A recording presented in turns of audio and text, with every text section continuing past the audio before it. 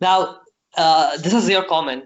You wrote somewhere. Paul Schrader's early writings are seemingly seminal. Now, I don't understand the word of the meaning of the word seminal, but at the level of it, seminal, yeah, like fantastic. I mean, right? What artist? Paul Schrader. Paul Schrader's early writings are seemingly seminal, but at the level of a junior high schooler. Now, what do you mean? Like craftily, he's good. Do you mean, or what? Well, for example, I think I was talking about the book that he wrote about film, which again slips my mind. Now, Paul Schrader, for those who don't know, is the guy who wrote Yeah, Taxi Driver, and then he became a director of his own right.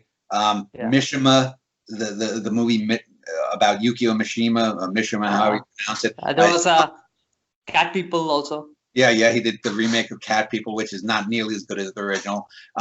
But when I say the seminal is, and in a junior highway is, his Yeah. stuff is rather obvious. I saw, I either saw, or maybe I'm trying to think. This Taxi Driver, he might have done the commentary on the laser disc or the DVD of Taxi Driver. But somewhere along the line, I was listening to one of his commentaries, or maybe I watched a YouTube video of his, and he talks about the film and whatnot.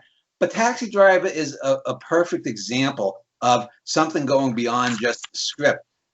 Okay, so we have the Vietnam veteran played by De Niro.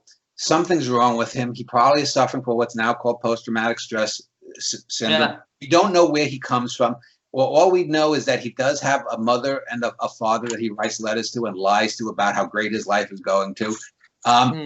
He has these delusional, violent fantasies, and somehow, after failing to assassinate a presidential candidate, he ends up killing a bunch of mobsters and pimps and scumbags, and he becomes a media hero, which is a perfect. I mean, that's sort of what Donald Trump is like in a certain sense. Someone who's a bad person who gets rewarded for it. But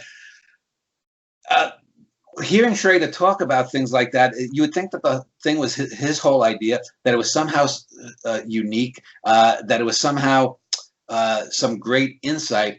But for example, the most famous scene in that film is "You talking to me?" Yeah. You talking to me? And Yeah. from everything I've ever read, 90% of that was De Niro. Just improvising. Yeah. And Scorsese saying, "Go for it, Bobby." And a number of other scenes are just like that. For example, remember one of the key scenes in that film is he's taken Sybil Shepherd to a porno film. He's on the telephone. She rejects him.